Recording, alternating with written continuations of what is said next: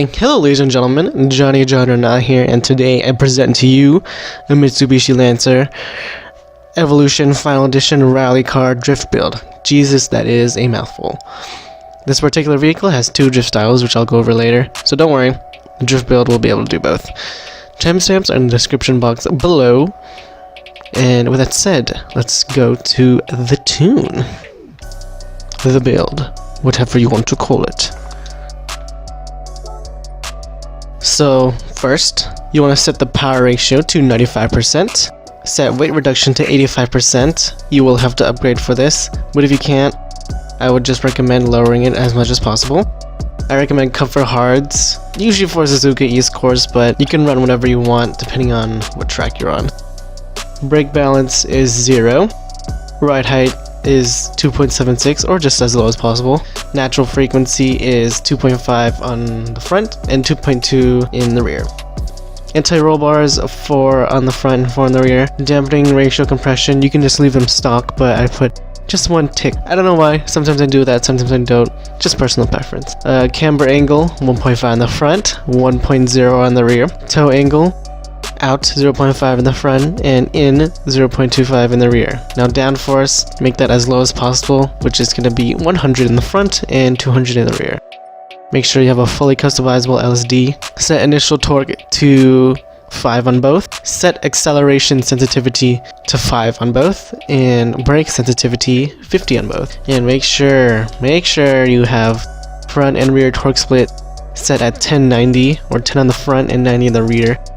This will allow you to drift much better than when it's typically on 3070 or 4060. Okay, for the transmission, fully customizable transmission, set the top speed to 230 kilometers, or I believe it's like 130 miles per hour, maybe 140 actually, one of those. And that should conclude the tune. Let's head over to probably Suzuka East course for the drift demonstration. Now this is very important. You have to do this before you drift, before you even hit the track, before you even start this start button. You click the start button. You gotta go to your driving options, make sure you have a manual transmission, make sure you have traction control off, you have auto drive off, driving line assist off, brake indicator off, ASM off, counter steering assist off, I should say, ABS off. If you suck at braking, you can turn it on, but usually off. Go to your advanced settings, make sure your controller sensitivity is at 7, and force feedback max torque 10. This will give you the best drifting experience. As I stated before, this car has 2 drifting styles. This is due to the car having all-wheel drive or 4-wheel drive, I don't know which one. They just say all-wheel drive on all the cars in this game. And 40 degrees of steering angle.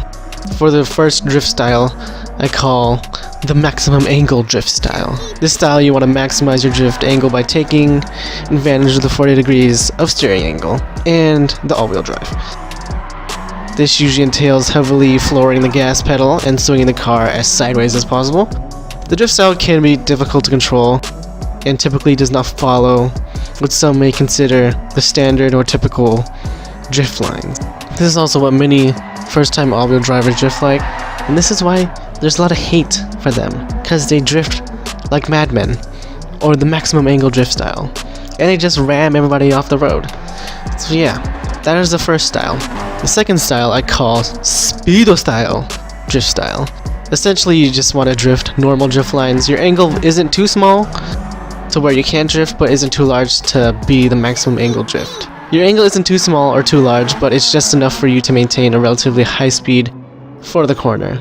You'll have to heavily feather the gas. This will allow you to keep up with the typical drift car like the 8.6 or the Mustang, or what are kids drifting these days? The Supra, FD, that kind of stuff. But it might not let you keep up with, say, the Ferraris. You might have to bump up the horsepower. But yeah, that is the second drift style. Now I will demonstrate both styles in a live manner.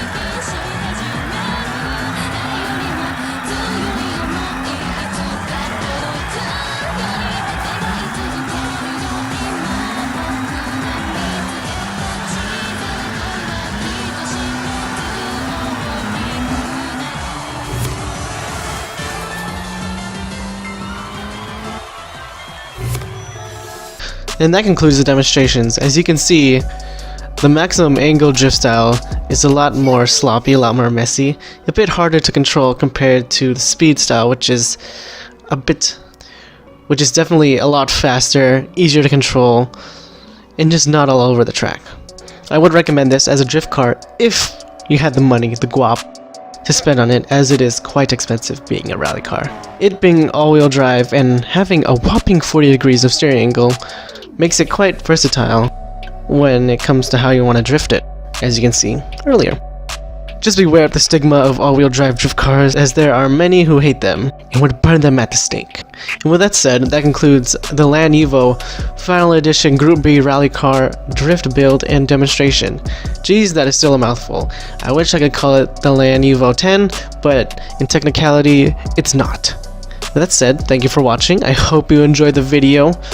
Like it if you liked it. If you didn't, dislike it. Comment what you thought. Do you hate all-wheel drive drifters? Let me know. Tell me why. If you tried it, let me know how it worked out for you. Is it hard? Is it easy? Any adjustments I should do? And comment any requests, if you have any, down below.